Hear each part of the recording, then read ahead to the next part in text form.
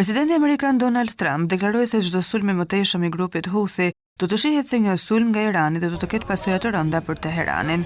Deklarata e tij vjen pasi SBA ka kryer një seri të sulme sharore kundër Houthive në Yemen.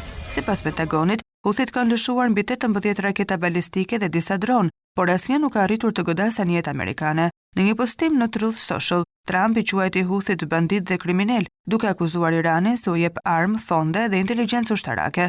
Ai paralajmëroi se çdo sulm i Houthive do të trajtohet si një akt lufte i orkestruar nga Irani.